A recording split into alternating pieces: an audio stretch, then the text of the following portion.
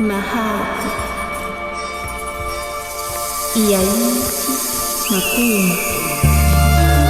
En la siguiente conferencia veremos cómo el artista hace presencia en su obra de arte, cuál fue la visión que tuvieron de sí mismos, cómo fueron vistos por la sociedad y cómo es posible reconocer su obra.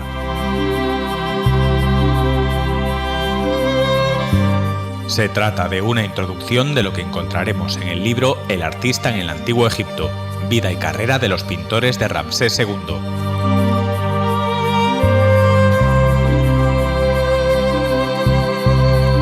Editado por Editorial Dilema, del que Gemma Menéndez es autora y pueden adquirirlo a través de nuestra tienda online.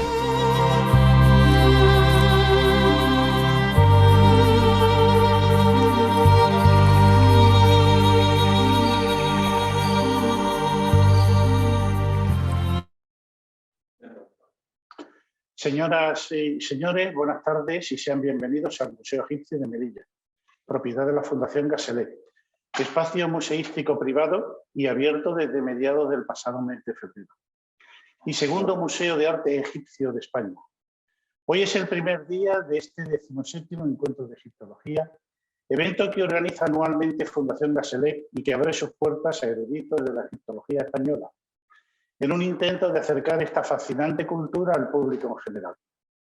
Fundación Gaselet viene organizando desde el año 2004 estos encuentros, abordando a través de conferencias la historia, la vida cotidiana, las costumbres, las familias reales, los dioses, los principales monumentos faraónicos y el ejército en el Antiguo Egipto. A la vez que se acerca a los ciudadanos la labor científica de los egiptólogos españoles y los hallazgos y descubrimientos de sus misiones arqueológicas. Este año damos un giro de 180 grados en nuestra labor divulgativa, pasando el encuentro de ser presencial, como casi siempre, a online, y por motivos obvios, para la que contaremos con la inestimable presencia de 4 egiptólogos españoles. La conferencia de hoy lunes la impartirá doña Gemma Menéndez y versará sobre el escriba de las formas, la visión del artista en el Antiguo Egipto. La de mañana la impartirá don Javier Martínez y versará sobre las campañas, organización y armamento del ejército de Tutmosis III. La del miércoles la impartiré yo, Gustavo Cabanilla, y versará sobre la creación del nuevo Museo Egipcio de Melilla. La del jueves la impartirá don José Ramón Pérez Actino y versará sobre el retorno a la leyenda, proyecto C2, arqueología del paisaje en el Valle del Escondrijo de las Momias Reales, el Luso. Y la del viernes la impartirá doña Miriam Seco y versará sobre 13 años de investigaciones en el fascinante yacimiento del templo de millones de años de Tutmosis III. Lamentablemente, los talleres infantiles no se podrán realizar este año por motivos obvios.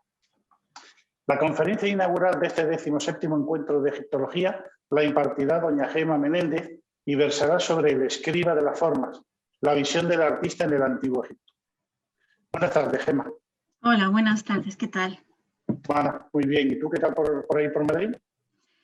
Pues bastante bien, aquí disfrutando de momento de la Sierra de Madrid. Sí. Luego más tarde te felicitaré por tu libro.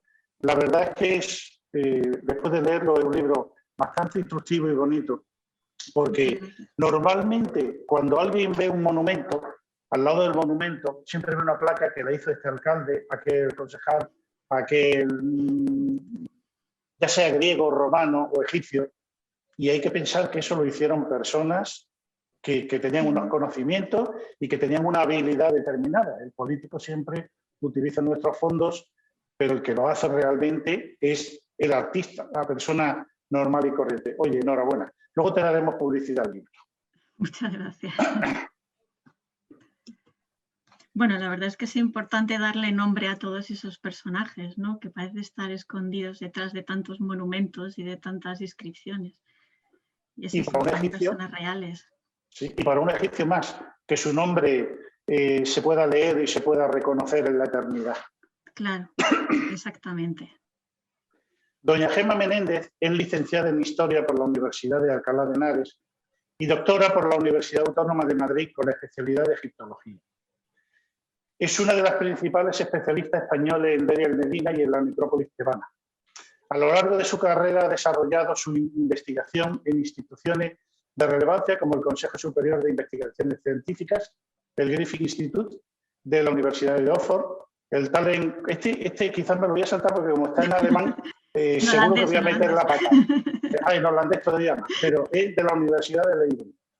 El Departamento del Antiguo Egipto del Sudán, del British Museum, el Instituto Francés de Arqueología Oriental de El Cairo y el Departamento de Arte y Arqueología de la Universidad de Lieja, en Bélgica, donde fue contratada postdoctoral.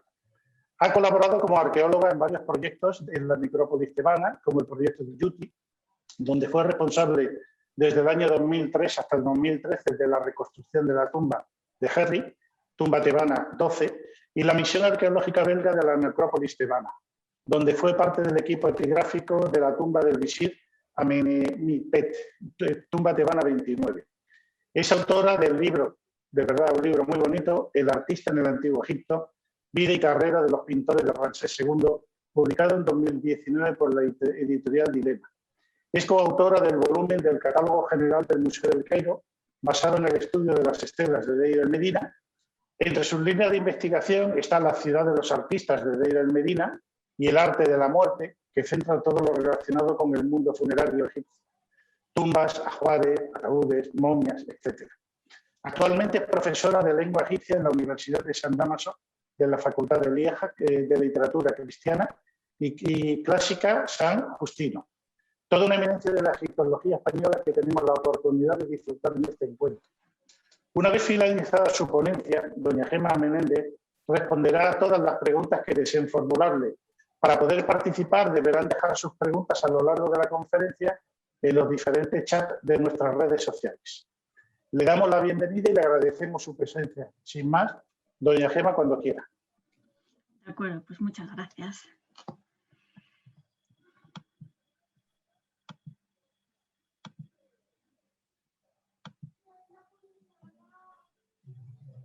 A ver, supongo que se ve, ¿verdad?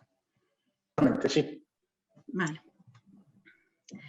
Bueno, pues buenas tardes a todos los que están detrás del ordenador. Una lástima no poder vernos en estas circunstancias cara a cara, pero bueno, por lo menos así podemos llegar un poco más lejos. También es un placer para mí el poder inaugurar estas jornadas egiptológicas, estos encuentros egiptológicos que organiza la Fundación Gazelec. Y qué mejor manera que empezar con ello pues hablando de arte y en concreto pues hablando de los artistas, ¿no? De los que van a ser responsables de este arte egipcio que estamos tan acostumbrados a ver en los libros de arte. Bueno, en el propio sistema social egipcio, pues cada individuo juega, por supuesto, un papel importante, ¿no? Pues el rey tiene su papel, el sacerdote tiene su papel, todo en función de la profesión, del estatus, de su condición social, y también los artistas pues tienen un papel importante dentro de toda esa sociedad. La idea generalizada del arte parece estar siempre enfocada a considerar el arte como un arte anónimo, ¿no? Donde pues parece que el artista no tiene ningún deseo o ningún interés por darse importancia o por ser valorado y por dar relevancia a su trabajo, por lo que nunca se ha intentado estudiar la historia del arte dando pues, nombres y apellidos de sus artífices. Sin embargo, el arte egipcio en ningún caso fue anónimo, o por lo menos nos han llegado algunos testimonios de ello. Si bien fuera pues un pintor o un escultor, ellos fueron considerados personajes con cierta importancia, ya que, bueno, pues aparte de su creatividad y sus habilidades, pues ellos tenían, por supuesto, el privilegio de poder crear con sus manos el rostro del faraón y el rostro de la divinidad. Y ya por eso, eran lo suficientemente importantes. En la mente egipcia o de los artistas, en la mente de los artistas egipcios, por supuesto, no imperó lo que es la libertad de expresión ni la creación de obras artísticas por propio desinterés, como podría ser un artista actual. Pero bueno, eso no es algo exclusivo tampoco del arte egipcio, eso ocurre en otras etapas de la historia del arte. No olvidemos que los artistas de época faraónica y sus manifestaciones artísticas pues están influidos por la situación política, por la situación social, por la situación histórica, por la mentalidad, por la religión. Y bueno, pues eso lo que hace generalmente es que sea una expresión artística en cierta manera reglada y controlada por esos convencionalismos políticos y religiosos. Los artistas desarrollan sus técnicas y habilidades propias, ellos intentan siempre conseguir la perfección artística, pero siempre basándose en esos convencionalismos que ya están establecidos, ¿no? Y ese control estatal que hay y ese canon artístico que hay en el arte egipcio, pues les dice lo que debe representarse y cómo debe representarse, pero ni mucho menos todo esto aleja al artista egipcio del concepto actual que tenemos de arte. Y bueno, lo que vamos a ver un poco, vamos a conocer a grandes rasgos, porque es mucha la documentación, pero tampoco tenemos mucho tiempo, pues conocer la realidad histórica de estos artistas, la identificación individual de los más conocidos o de los que más testimonio nos ha llegado, de su posición en la sociedad, de su producción, de algunas de sus obras de arte, y digo, pues eso, a grandes rasgos, porque ya digo que la documentación es mucha. Bueno, para empezar vamos a ver un poco de terminología que encontramos en los textos egipcios, y es que existe una terminología concreta y por ejemplo, el término que en egipcio, que es gemu o gemú, es un término que hace un poco referencia a esa habilidad de diseñar, a las artes plásticas, a todo trabajo amanuense, bien sea un escultor o un orfebre, y que es lo que en realidad nosotros entenderíamos un poco por el término de artesano. Pero en realidad tuvo distinciones en la terminología para cada una de los oficios, por así decirlo, ¿no? De las diferentes especialidades y competencias. Por ejemplo, un escultor podía ser llamado con el nombre, o podía tener la cualidad de llamarse Sanj, porque Sanj es un causativo del verbo vivir, y entonces es el que hace vivir, con esa capacidad mágica que un propio escultor puede tener a la hora de realizar una estatua, ¿no? Le está dando vida.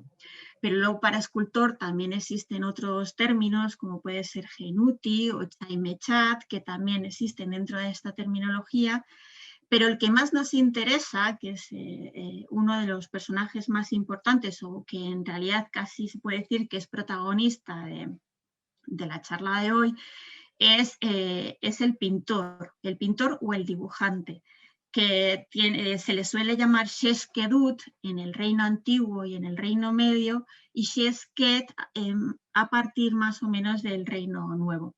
Y es un término muy curioso, porque el término Sheshket significa literalmente como el escriba de las formas o el escriba de los contornos, y que hace referencia un poco pues, a esa capacidad de, pues, con este signo que se lee ket, no sé si se ve la flecha donde estoy marcando, pero es un término que significa dar forma, ¿no? Tornear.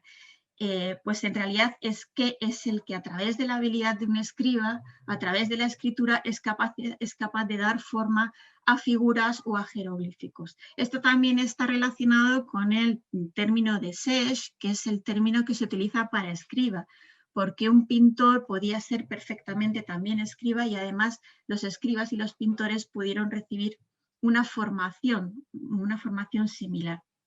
Este título ya aparece en el tercer milenio, durante el reinado de Kefren, y uno de los testimonios que tenemos es en la tumba del príncipe Nebenmajet, en Giza, donde aparecen pues, dos figuras masculinas acompañadas de un texto que dice: el confidente que decoró para él esta su tumba, el dibujante Semerkat, el confidente que realizó para él esta su tumba con el trabajo del escultor Inkaf.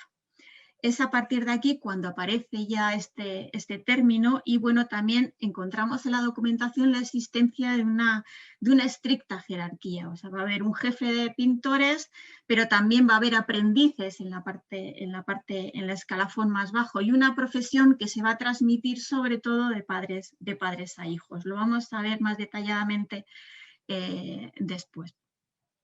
Conocemos también a través de relieves y de pinturas pues la existencia de determinados talleres de artistas que aparecen principalmente en representaciones de tumbas porque el difunto y el propietario de esa tumba, pues a lo mejor dentro de su oficio estaba la de supervisar los talleres de determinada institución, como podía ser un templo.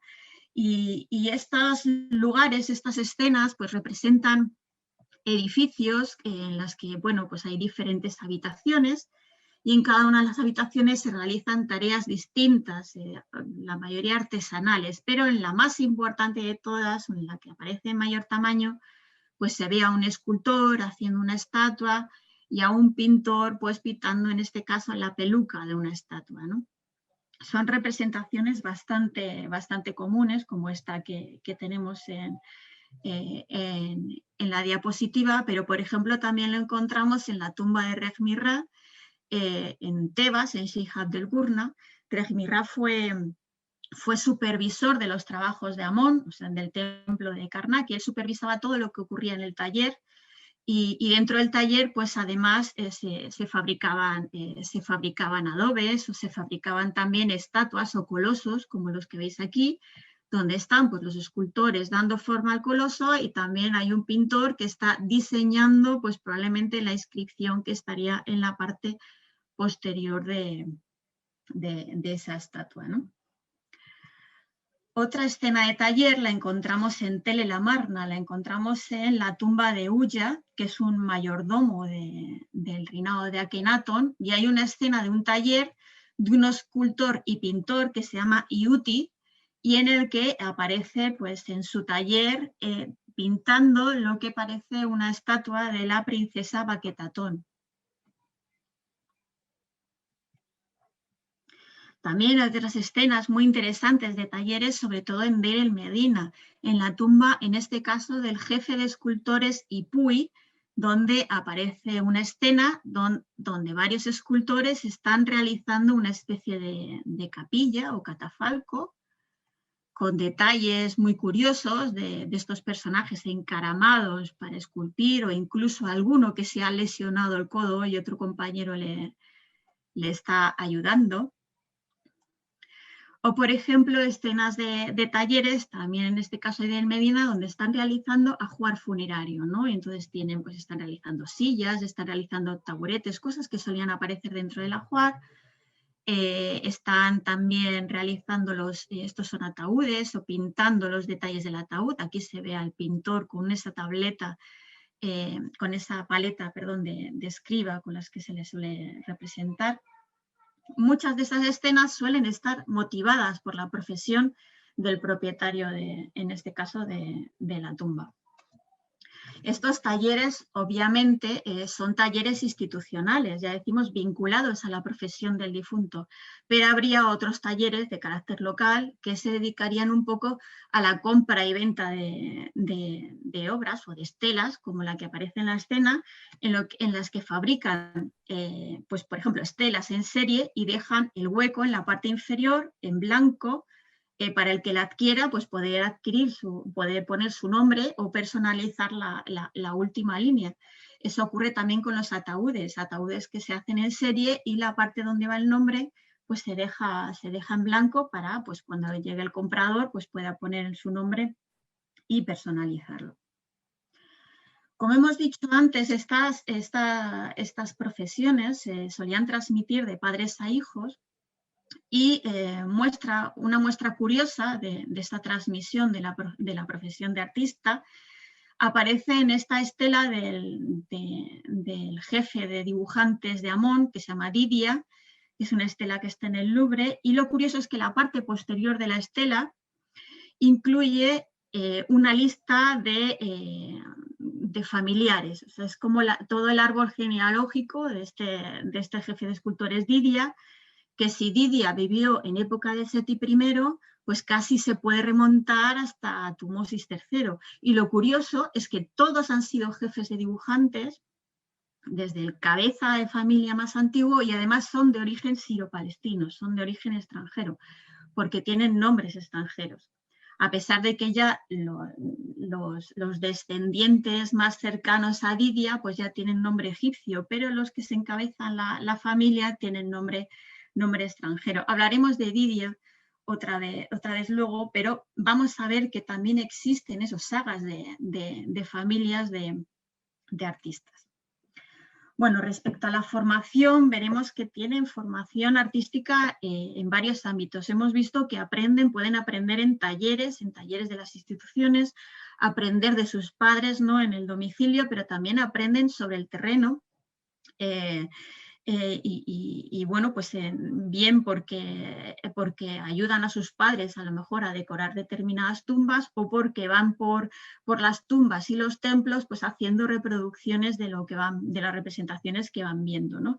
Dentro de lo que son estas obras de carácter un poco pedagógico, que nos muestran un poco cómo aprendían estos artistas, pues tenemos como una especie de pizarras o tabletas donde escribían tanto el profesor como el alumno, y también que reproducían figuras, porque era su manera de aprender pues a través de esas cuadrículas, ¿no? Pero también intentando imitar obras de sus predecesores. Igual que un escriba puede aprender de los clásicos copiando textos literarios antiguos, pues un artista también visita, en este caso, por ejemplo, el templo de Deir el-Bahari, y en un ostracón que encuentra por ahí, porque ellos utilizan los ostracón, que son placas de caliza o de cerámica, para tomar notas, pues hacen una copia del dibujo y practican, ¿no? O igual que vemos muchas veces a estudiantes de Bellas Artes hoy en día, pues haciendo copias en los museos, o en el Museo del Prado, o en el Museo Arqueológico, o en algún jardín.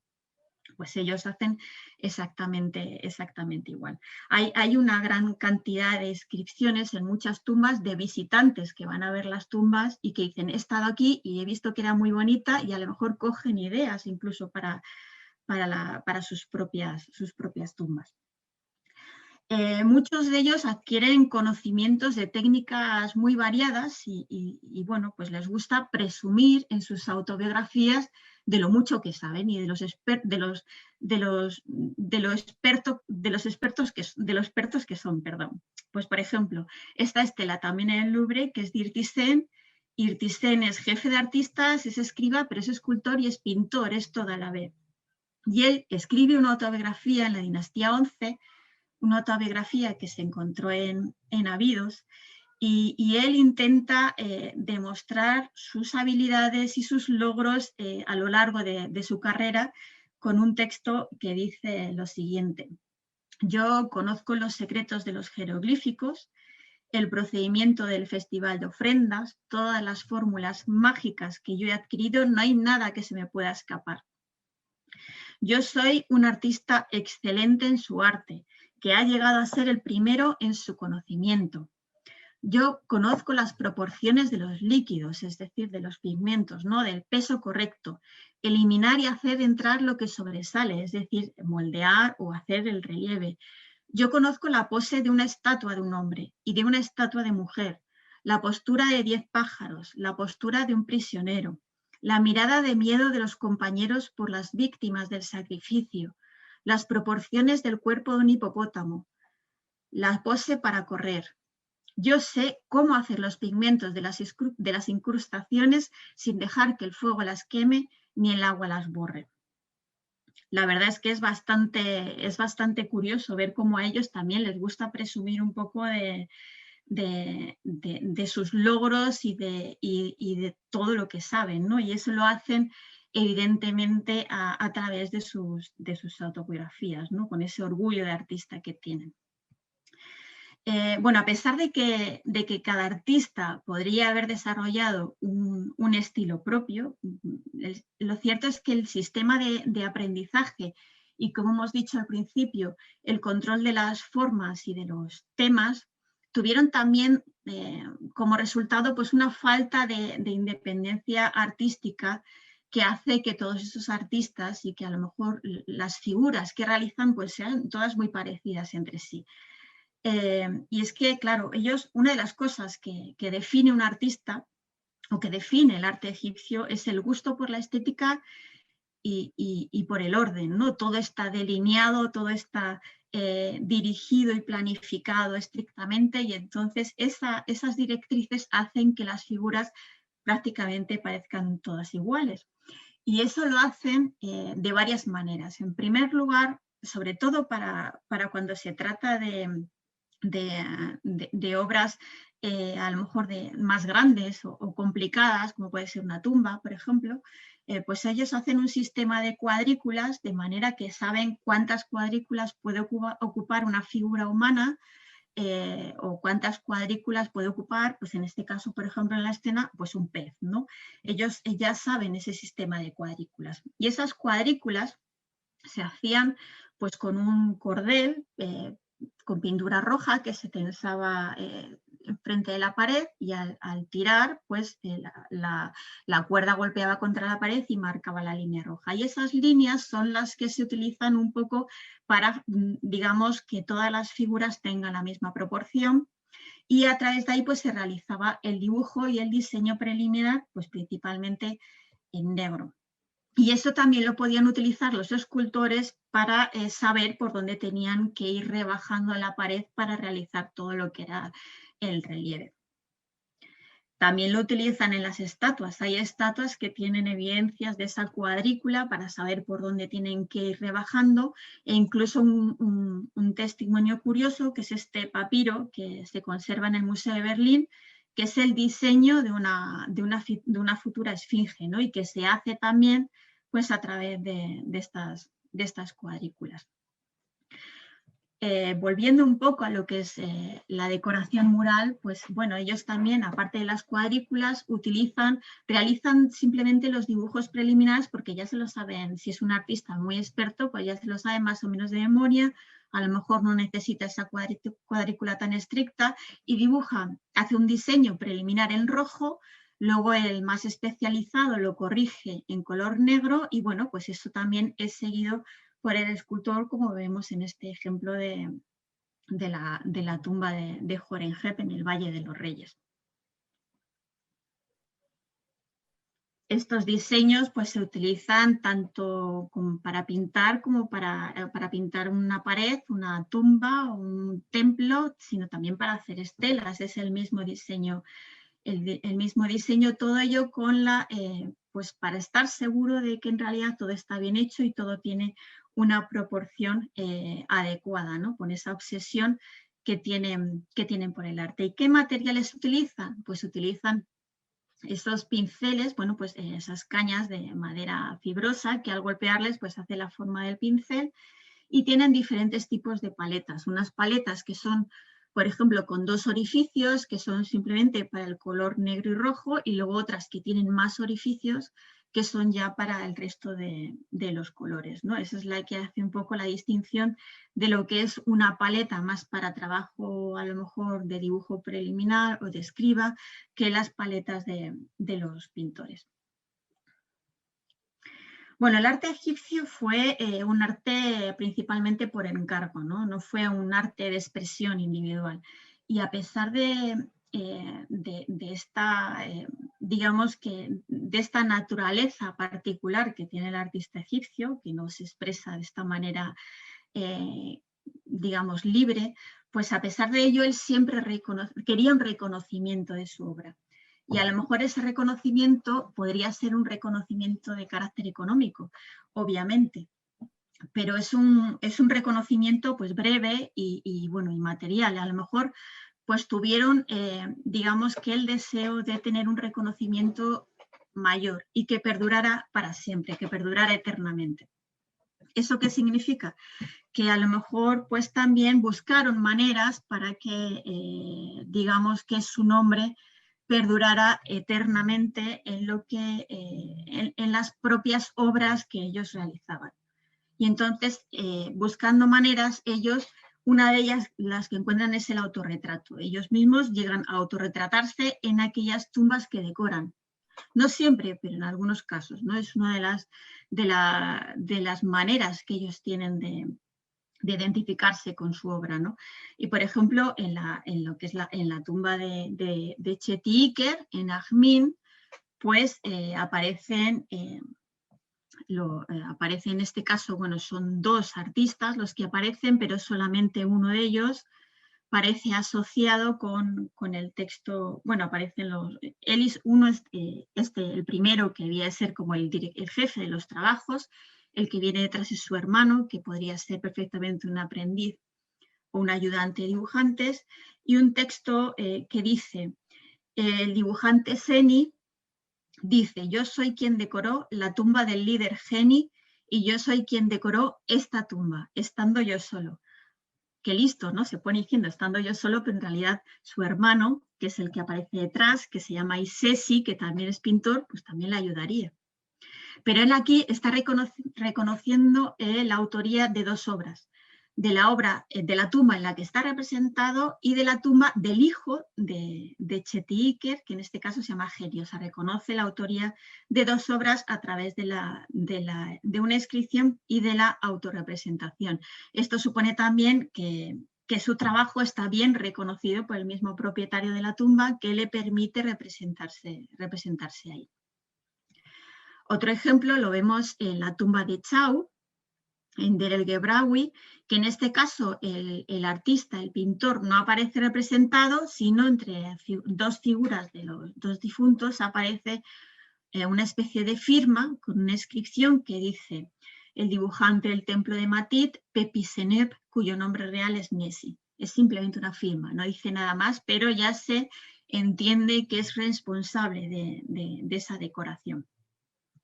Otro ejemplo también del reino antiguo lo encontramos en Meir, en la tumba de Pepi Angerib, que bueno, pues entre lo que es una escena de caza y pesca donde solían aparecer los familiares del difunto, pues una inscripción menciona la presencia y la actuación del pintor Haim Chenenet, ¿no? Que aparece, bueno, pues acompañando a una figura que podría ser perfectamente el hijo del difunto, pero en este caso pues hace referencia al pintor que la acompaña. No solamente pueden aparecer en tumbas, también pueden aparecer en estelas.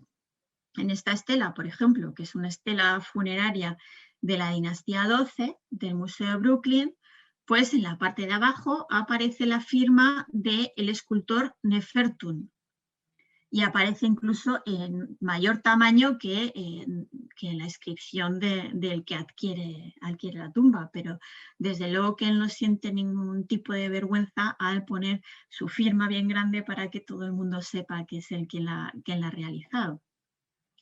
Más ejemplos interesantes tenemos en la dinastía 18, en la tumba de Horin-Haweb, en la que en una escena de ofrendas pues aparece el pintor responsable de la decoración frente a lo que se dice una fórmula de ofrendas. O sea, el pintor se representa pues quemando incienso o haciendo unas ofrendas, y además incluye una fórmula de ofrendas dedicada a él mismo. O sea, ya no solo se incluye como una firma, como un autorretrato, sino que además intenta también beneficiarse digamos, de alguna ofrenda funeraria, ¿no? Por si algo le cayera cuando él muriera, ¿no?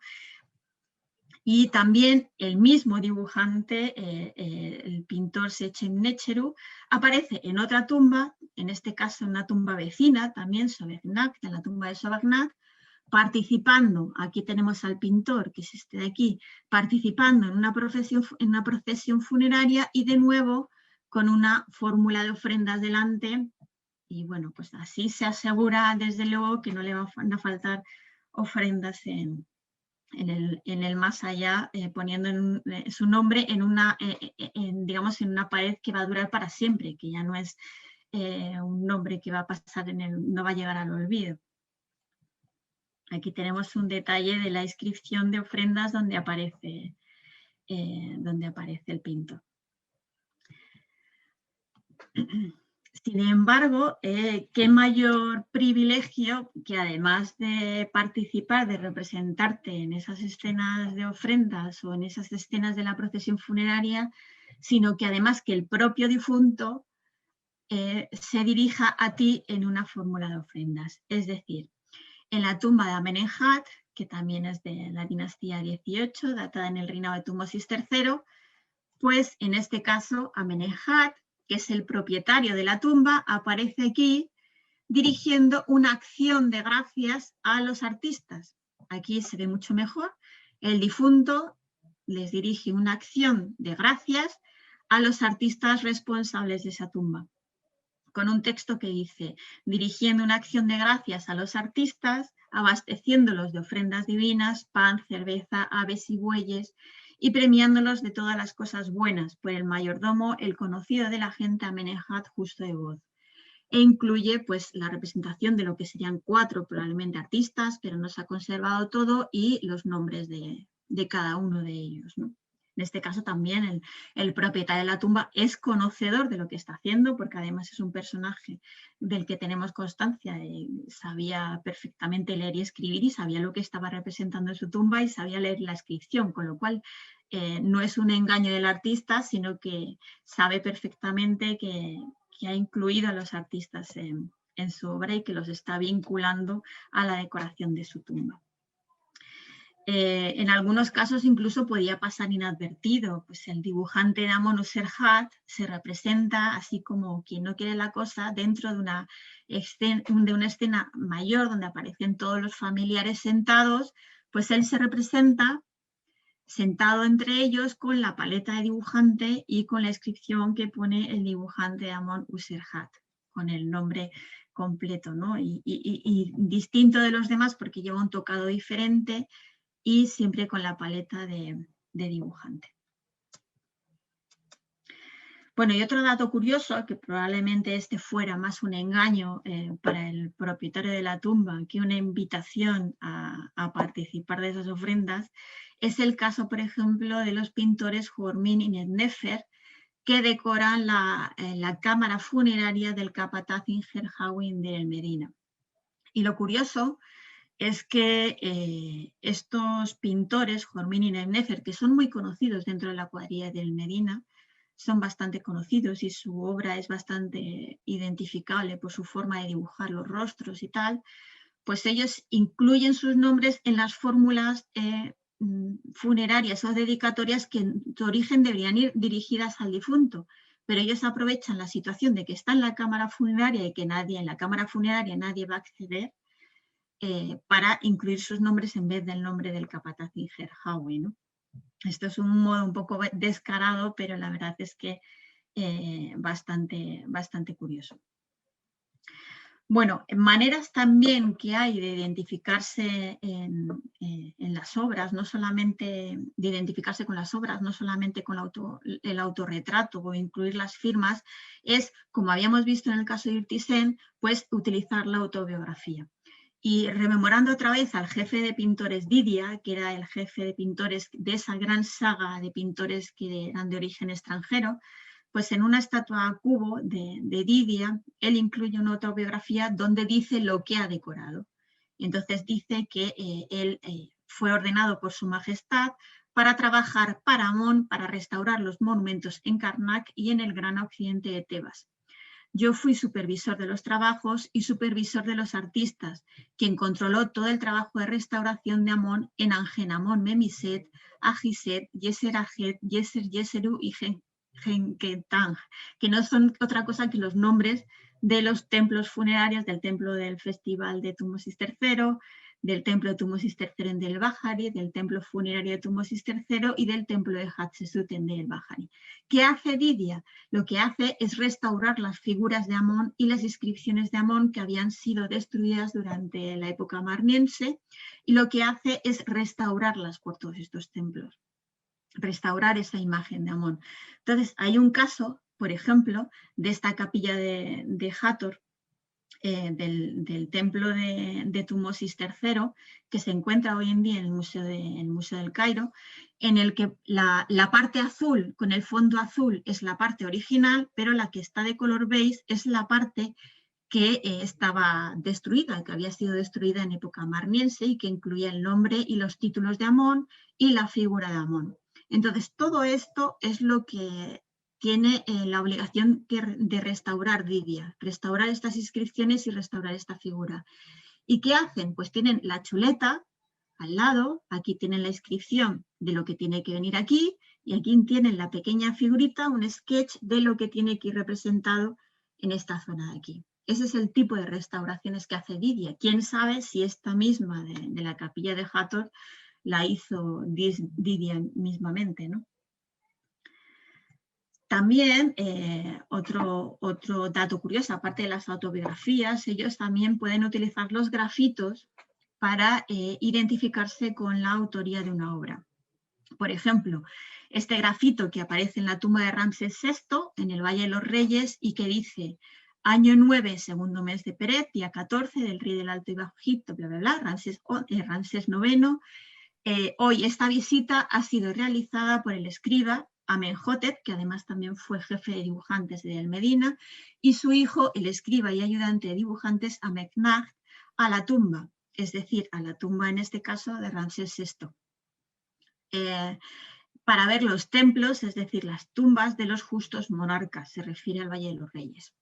Ellos han diseñado y pintado la capilla de la tumba del jefe de escribas del templo de Amón, de los dominios de Amón y Miseba. Ellos han manido, se han paseado y han admirado las montañas. Es decir, ellos utilizan una tumba real en la que han estado trabajando, han trabajado en la decoración de esa tumba real, la tumba de Ramsés VI, y además dicen en su grafito que han decorado una tumba privada, en este caso la tumba de Imiseba, que es esta de aquí. Este es un detalle de la tumba de Imiseba, donde vemos que el estilo es muy parecido, ¿no? Porque es un estilo muy característico del dibujante Amenhotep.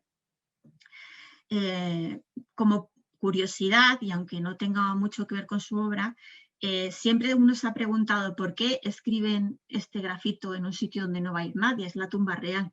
Y es que en realidad este grafito está fechado el día 14 del mes de Peret del año 9 de Ramsés IX, que es el día en el que esta tumba real se abre para inspeccionar si habían robado, porque había habido robos en la necrópolis, y entonces hacen una inspección tumba por tumba, y el dibujante Amenhotep y su hijo participaron en esa inspección, y una vez que entraron pues aprovechan y dejan este grafito. Este es a modo un poco de curiosidad. Bueno, también otros pintores famosos y conocidos, pues por ejemplo en el Bubasteion de Saqqara tenemos lo que se llama la tumba de los artistas, ¿no? Y el personaje más importante de esta tumba es el pintor Tutmosis, que fue pintor durante el reinado de Amenhotep III y Amenhotep IV. Y él, obviamente, como jefe de pintores que era, pues se representa a él mismo con la paleta del pintor en la mano, y probablemente él participó en la propia decoración de su tumba.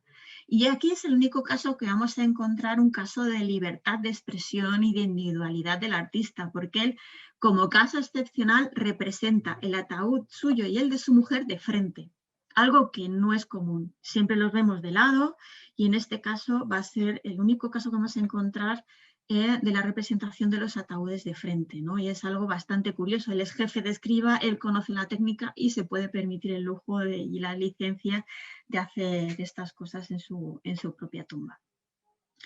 Como decoradores de su propia tumba, pues también está, por ejemplo, Amenguagsu, que fue, bueno, fue muchas cosas. Fue escriba del libro del dios en la casa de Amón, que era un título que tenían algunas veces los dibujantes desde el reino antiguo, pero que tiene una tumba en Tebas que está llena de textos y se conserva bastante bien, y él en el propio texto de la tumba, él dice: la inscripción de esta tumba fue realizada por el escriba de la Casa de la Vida, Amenguagsu, con sus propios dedos. O sea, él admite que él ha hecho su propia tumba y que la ha hecho con sus propios dedos. Entonces es otra forma de incluir la autoría del propio artista dentro de lo que es su propio monumento. Y además también Amenguaxo viene de una saga de artistas y aprendió de su padre, que también aparece representado en la misma tumba como jefe de dibujantes y se llama Samut. O sea, que él había aprendido el oficio de su padre, que además fue dibujante en el templo de Karnak. Bueno, y no podemos, digamos que no podemos olvidarnos también de Deir el-Medina. O sea, Deir el-Medina, que es la comunidad de artistas por excelencia que tenemos durante el Reino Nuevo, por lo menos la más documentada, ¿no? Deir el-Medina, que es la que se encuentra aquí en la parte más baja de todo lo que es la montaña de Kurna, en la orilla occidental de Luxor. Aquí tenemos una vista del yacimiento. Pues Deir el-Medina es donde habitaron los trabajadores y los artistas responsables de las tumbas del Valle de los Reyes y del Valle de las Reinas. Y allí vivieron desde prácticamente comienzos de la dinastía 18 hasta finales de la dinastía 20, cuando ya el poblado se ha ido abandonando durante muchos años y se han ido a vivir a los alrededores del templo de Medinet Habu, y cuando el Valle de los Reyes prácticamente se abandona. Hasta entonces ahí viven los artistas, escultores, pintores, escribas, canteros, orfebres, ebanistas, de todo tipo, ¿no? Y de ellos hemos conservado muchísima documentación, no solamente documentación artística, sino también documentación escrita. Tenemos, digamos que conocemos todo lo que es toda la documentación literaria, jurídica, administrativa, cartas, recibos. Tenemos mucha documentación escrita, pero además tenemos sus propios ajuares funerarios, sus casas, porque podemos identificar la casa o los propietarios o las familias que vivían en cada casa con sus nombres y apellidos, y tenemos también todas digamos que todas las tumbas que están aquí en la parte de la necrópolis oeste, pues se identifican con las diferentes familias que hubo en Deir el-Medina. Digamos que los artistas de Deir el-Medina no eran considerados del todo una élite social, pero sí eran mantenidos por la administración y por el Estado. De ellos recibían sus pagas y sus salarios, o sea, no vivían de su trabajo. Por lo menos el salario base, por así decirlo, no era del trabajo que hacían para la administración decorando la tumba real, ¿no? Entonces, claro, pues eso suponía también que en algunos años, sobre todo en lo que fue el reinado de Ramsés III, hubiera problemas con los salarios, y son ellos los que convocan la primera huelga de la historia porque no les pagan y porque Ramsés III no les paga. Y entonces la primera huelga de la historia la organizan estos artistas del poblado de Deir el-Medina. Pero de ellos también nos han llegado testimonios de cómo organizan el trabajo, principalmente porque utilizan los ostraca para registrar los días que trabajan, quién va a trabajar, quién está ausente, qué es lo que se ha hecho. Todo ello está registrado en ostraca, y cómo se organizan en cuadrillas, en una cuadrilla que se llama la del lado izquierdo, otra la del lado derecho, quizá relacionado un poco con el lado de la tumba que trabajan. Pero también tenemos de estos artistas los sketches que realizan en esos ostraca, que bien pueden ser utilizados como esbotos o como si fueran estelas, pero de forma un poco rápida, o bien pues para aprender o para ensayar los dibujos o por aburrimiento, ¿no? Conservamos todos estos ensayos o sketches que nos ha dejado en formato de ostraca, o incluso pues algunos más versados en papiro, ¿no? Pero también para conseguir, ellos tienen su salario base del Estado, pero necesitan un dinero extra, y para conseguir ese dinero extra realizan mobiliario funerario, bien para sus vecinos de la misma Deir el-Medina o para los vecinos que viven cerca de los templos o en la misma necrópolis, ¿no? Y tenemos los recibos y lo que se les paga por hacer ataúdes, estelas, libro de los muertos, y veremos algunos ejemplos ahora, porque ellos se encargan de realizar el ajuar funerario, bien para ellos mismos, para sus colegas o para sus vecinos también de la orilla occidental, ¿no? Pues hacen ataúdes, usheptis, cajas.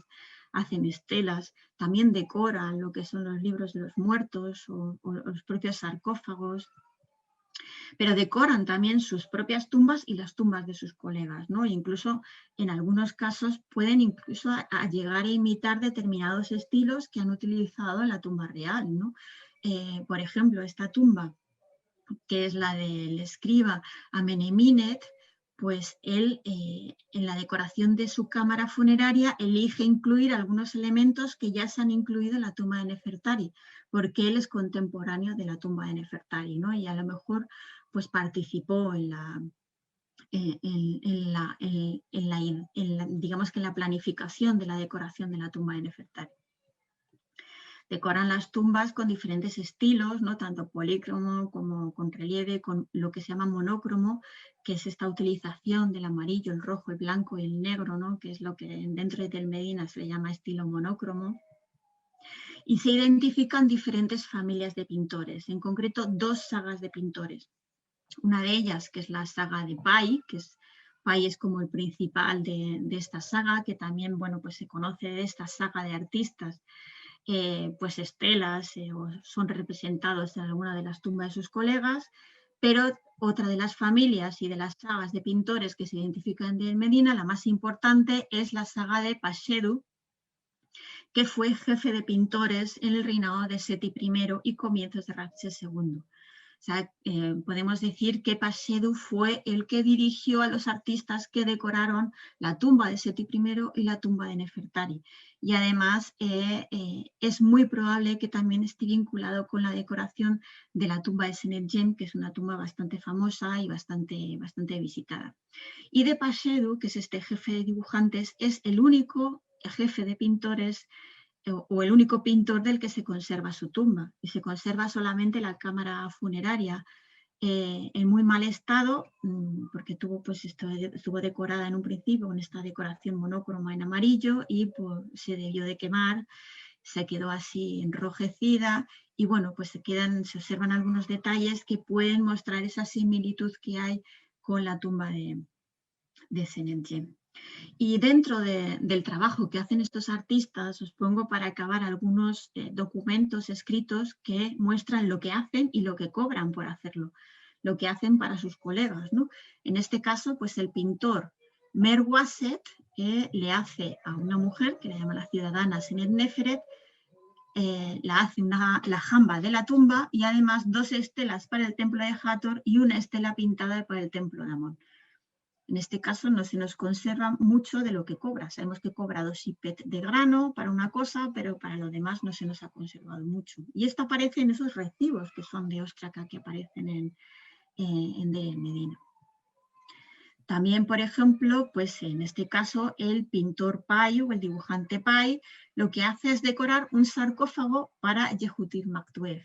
Y entonces le paga pues 2 cestas pequeñas, 5 panes y no sabemos qué más. Pero bueno, pues también a pesar de ser pintor, también lo que hace es decorar un sarcófago o por lo menos barnizarlo, ¿no? Por ejemplo, también el dibujante Parrahotep que aparece en una de las sagas familiares que hemos visto, pues decora una capilla para Neferabu. Neferabu conservamos su cámara funeraria, no conservamos la capilla, pero suponemos que bueno, pues que la decoración debería ser muy similar.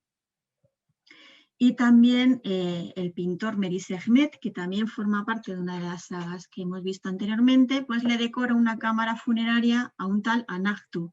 Y por ello cobra pues un vestido, 3 conjuntos de papiro, una estera, 2 cestas de grano, etc. Entonces sabemos perfectamente ese sobresueldo que podían adquirir, pues aparte de su salario base, por la decoración de objetos cotidianos o de índole funerario para sus propios colegas.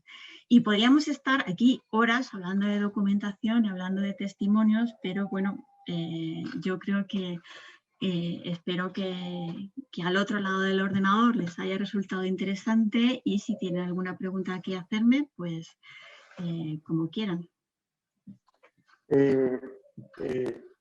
Muchas gracias, Gemma. La verdad que muy interesante tu conferencia. Tenemos aquí varias preguntas apuntadas, aunque quizás ya no has respondido con la última la última fase tuya, y es, ¿estaban bien considerados y pagados por la sociedad los artistas? Pues depende de la época. Probablemente en el reino antiguo sí estuvieran bien pagados. En el Reino Nuevo, yo creo que, bueno, sí, lo que pasa es que, bueno, si no, no hubiera quedado testimonio funerario de ellos. Si ellos no tienen dinero para costearse una tumba o no tienen dinero para costearse un ataúd, pues obviamente no nos hubiera llegado, pero nos ha llegado.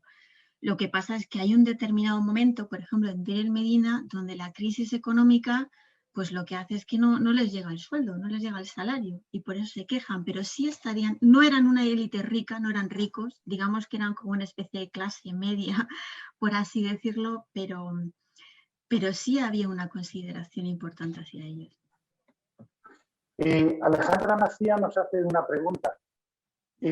¿Había mujeres artistas también? No nos ha llegado testimonio. O sea, desde luego que lo que nos queda es de aquellos que lo hacen por trabajo o por encargo. Entonces, a quien se lo encargaban eran a los hombres. Entonces, no tenemos testimonio de una mujer artista, no nos ha llegado. Yo no digo que a lo mejor alguna pues hiciera sus pinitos en algún ostraca o en algún sitio y no se sepa nada de ella. O sea, no haya dejado su firma ni nada, pero desde luego que no era costumbre, porque todo esto es por encargo, es trabajo. Ellos lo hacen por trabajo, lo hacen por dinero, no es como un artista actual, no lo hace como por, no sé, porque le guste, pero a lo mejor alguna mujer habría que a lo mejor habría aprendido en casa por su padre y en sus ratos libres dibujara. Eso no nos ha llegado testimonio de. Paloma Alonso nos pregunta, ¿se puede distinguir una escena copiada de otra tumba si no es por la cronología? Si no es por la cronología. Pues hay casos en los que no copiados exactamente, pero sí inspirados. Hay casos de la tumba de, por ejemplo, en la tumba de Amenemhat, esa que le dedica una acción de gracias a sus artistas. Él parece copiar algunas escenas de danza de una tumba del Reino Medio, pero que está cercana, o sea, él se dedica a visitar tumbas y de las que inspirarse o coger ideas para su propia tumba. O sea, copiar literalmente no, sí que se inspiran. Y a lo mejor, por ejemplo, los de Deir el-Medina que tienen acceso a la decoración real, porque la hacen ellos mismos, ellos decoran las tumbas del Valle de los Reyes, pues cogen ideas de las tumbas del Valle de los Reyes y a veces las incluyen en sus propias cámaras funerarias. Sí. Natalia Fidel le pregunta, ¿estas cámaras funerarias están abiertas al público para poder visitarse? Algunas de ellas sí. Creo que las que he mostrado que eran polícromas y monócromas, creo que sí están abiertas ahora al público. Pero en Deir el-Medina creo que están abiertas 3 o 4 tumbas y sí que se pueden visitar. La del dibujante, el jefe de dibujantes Pachet, no. Esa está cerrada y necesita un permiso especial para abrirse. Pero las demás sí que se pueden, yo creo que actualmente están abiertas al público, no todas. O sea, Deir el-Medina me parece que debe tener como 3 o 4 abiertas al año. Gemma, yo pinto mi casa y a los 2 años tengo que volverla a pintar porque las paredes están hechas unas porquerías. Y eso que mi niño ya es más grande que el tuyo, que luego está escuchando toda la conferencia. Vaya, lo siento. Nada, pero ¿qué productos usaban ellos que han pasado 3.000 años y siguen con esos colores tan vivos? Pues ellos utilizan productos minerales y naturales principalmente, pero yo no sé si es el producto en sí o es la base que ponen en la pared para que no se resquebraje y no se estropee. Porque, por ejemplo, en la tumba de Senedjem, que se conserva perfectamente y que no tiene ningún tipo de restauración más que la normal, la conservación, o sea, es una, pues, por así decirlo, entre comillas, salvando las distancias, es una cueva, ¿no? Pero claro, eso es irregular, es la pared irregular. Ellos le dan forma abovedada poniendo como adobe, ¿no? Una forma abovedada a base de adobe, de ladrillos de adobe. Entonces dejan que conduzca el aire, que circule el aire entre la capa de adobe y la capa de piedra. Y por lo visto eso ha posibilitado y ha ayudado a la conservación de la pintura. pero no, yo creo que es más bien la base que se da, la base de yeso o la base de mortero que se da, que el pigmento en sí, lo que ayuda a que se conserve, creo. Natalia Mejías te pregunta, ¿existe documentación escrita sobre la edificación de la tumba de Nefertari? No, no ha llegado, no ha llegado. O sea, en realidad, por lo menos que yo conozca en referencia a la tumba de Nefertari, no. O sea, sí que es cierto que se data más o menos, pues creo que alrededor del año 6, si no me equivoco, me da miedo equivocarme, el año 6 o una cosa así del reinado de Ramsés II, o sea que debió de morir al poco tiempo de ser coronado Ramsés II, y se sabe por cronología y por comparación de fechas, se sabe qué artistas estuvieron contratados en ese momento en Deir el-Medina, con lo cual los que estaban en Deir el-Medina en ese momento debieron de trabajar en la tumba de Nefertari. Pero no hay documentación escrita que hable estrictamente de la tumba de Nefertari. No, sería una maravilla, pero no. Mi amiga Ana Flores desde Málaga te pregunta, ¿se conoce la decoración y se puede visitar la tumba de Tanet Jemmy, la Kimbale 33, supuestamente hija de Horemheb? Yo creo que no. Yo creo que no. Yo creo, en el Valle de los Reyes, yo creo que no. En el Valle de las Reinas. El Valle de los Reyes. El Valle de las Reinas. De la hija de Horemheb. Sí. No, a mí no me suena que esté abierta ninguna tumba de la 18 allí. De hecho, hay muy pocas tumbas de la 18 en el Valle de las Reinas, y las pocas que hay no tienen decoración ni nada. Entonces, yo dudo que esté abierta. Pero vamos, no estoy segura. Yo creo que no. Cristina, estudiante de joyería, me pregunta, tenía entendido que desde la revolución de Amarna los artistas tomaron un lugar importante, haciéndose más conocida su identidad, como por ejemplo Tutmosis. ¿Es así? ¿Fue Amarna un gran impulsor? No, porque los primeros testimonios y los más importantes de artistas ya surgen en el Reino Antiguo.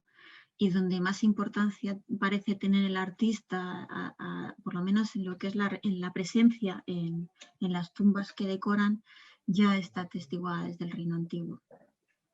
Lo que ocurre es que Deir el-Medina, digamos que resurge económicamente a partir no del periodo de Amarna, a partir de Seti I, digamos, que a partir de Seti I es cuando adquiere más poder económico Deir el-Medina. Entonces se hace más importante, y la mayor parte de la documentación que tenemos de artistas viene de esa época, pero no porque sea una consecuencia. Sí. Gary Salinas te pregunta, ¿a qué se debe que existan dos tipos de jeroglíficos? Uno esculpido metido en la roca y otro en relieve. ¿Cómo? ¿Puedes repetirlo? Sí, ¿a qué se debe que existan dos tipos de jeroglíficos? Uno es esculpido metido en la roca y otro en relieve. ¿Será de bajo relieve o sobre relieve? No entiendo muy bien la pregunta. A lo mejor yo he dicho que había dos tipos de jeroglíficos. Sí, porque uno se esculpían en bajo relieve y el otro en sobre relieve. Era un tema simplemente estético. Vale, sí. Bueno, digamos que yo creo que es una cuestión a lo mejor práctica. Los que se esculpen solamente lo que son el contorno, ¿no? A lo mejor es que son de pequeño tamaño. Sin embargo, los que son de mayor tamaño sí que se dibujan los detalles, y a lo mejor eso sí que es un poco más bajo relieve. Quizás se refiere a eso, pero no hay ninguna distinción. No sé. Sí. Justino Pérez te pregunta, ¿las escenas típicas de banquete, caza, pesca y ritos funerarios o danzas tienen un antes y un después de Amarna? Las escenas, perdón, es que no lo digo bien. Sí, las escenas típicas de banquetes, caza, pesca, ritos funerarios o danzas, si tienen un antes y un después de Amarna. Simplemente aparecen menos. O sea, las escenas de banquete son menos comunes a partir ya del periodo amarniense. A partir de la 19 dinastía no son escenas muy comunes dentro de las tumbas tebanas. Empiezan a aparecer más textos funerarios o religiosos, más que escenas de caza y pesca. Sí. ¿Cómo se elegía el lugar de la tumba? Es decir, yo quería construirme mi tumba y directamente me cogía un hueco en la montaña, o había una autoridad superior que me autorizaba a ir por allí o por el otro lado. Pues probablemente habría una autoridad superior. Sí que hay documentación, también procedente del Medina, en el que se adjudica a una persona una tumba que ya está hecha, pero para que la reutilice. Entonces, a lo mejor por prerrogativa real sí que se podían conceder determinadas zonas.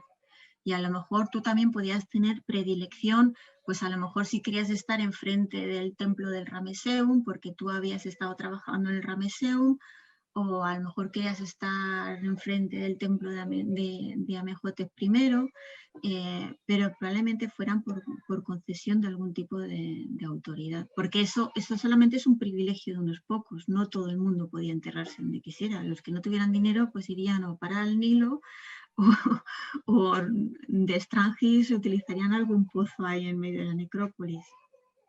Sí. Una pregunta que se me ocurre un poco morbosa. Cuando yo me preparé mi ajuar funerario, era un antiguo egipcio, ¿dónde guardo todo? El ataúd, los vasos canopos. ¿Los tengo en mi casa? ¿Los tengo en un almacén? ¿Ya los tengo apalabrados y no los tengo hechos y de repente en esos 70, 80 días me da tiempo a recopilarlos? Pues la verdad es que no lo sé. Ahí me ha pillado, no lo sé. O sea, sí que la gente suele encargar muchas cosas de estas en vida. No siempre, pero en muchas ocasiones sí, pero desconozco dónde las guardarían, no lo sé. Sí, y has presentado, y aquí de fondo lo tienes en la primera hoja de presentación, los conos funerarios. No tengo claro qué son los conos funerarios porque hablan de que son de cera, son olorosos. He oído que hace poco han descubierto un cono funerario en un sarcófago perfectamente conservado. En un sarcófago sí, los conos de incienso, los conos de incienso. Eso ¿no? es, efectivamente, sí. Sí. Pues no se sabe muy bien lo que son, o sea, algunos lo representaban quizá con la vida después de la muerte o con, pues sí, con, no sé, otros dicen que si era algo para perfumar y ahuyentar los olores. La verdad es que es una cosa que ha sido siempre un misterio y sí que hace poco encontraron una momia, ¿no? Decían que tenía un cono funerario.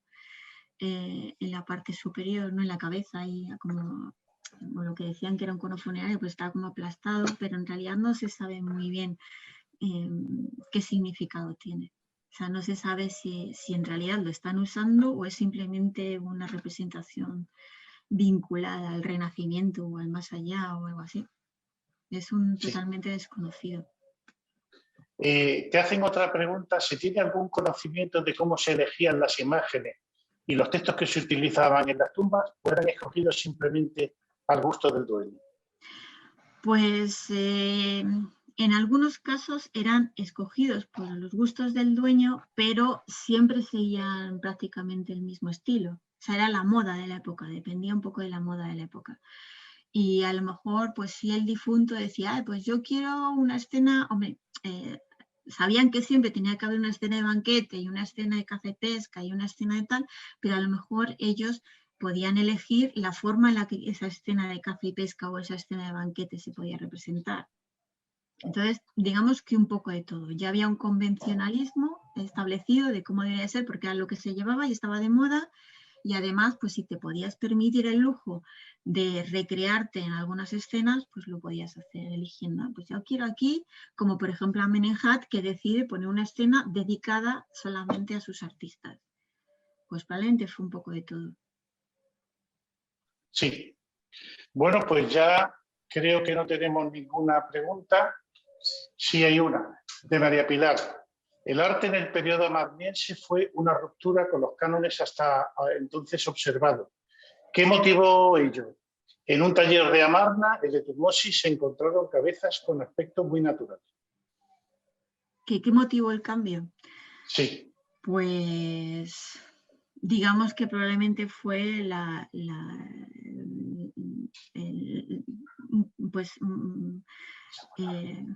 lo que fue el gusto por, o la necesidad que tenía Akhenaton por cambiar. La verdad es que no lo sé.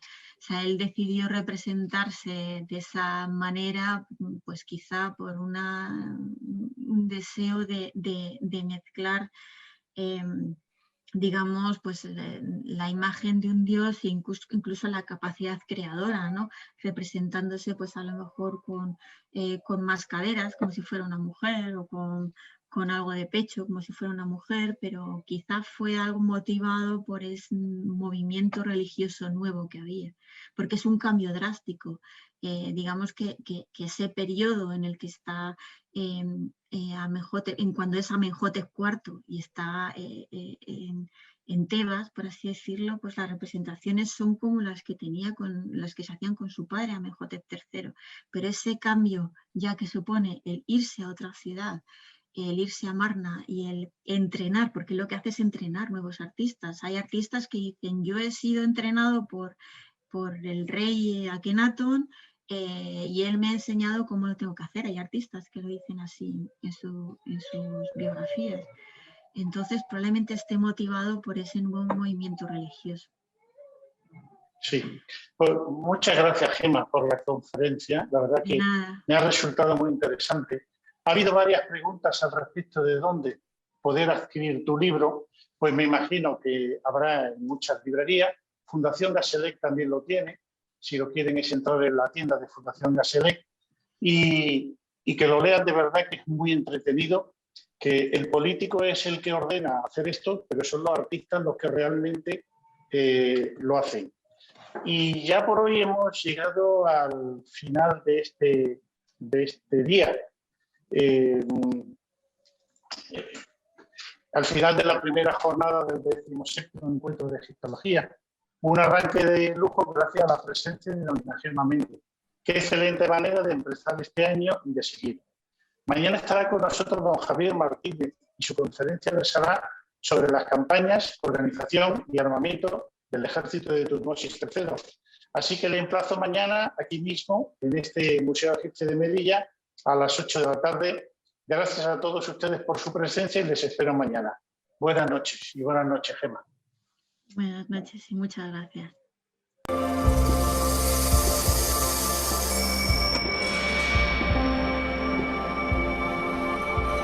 Mahat. Y ahí Makuma.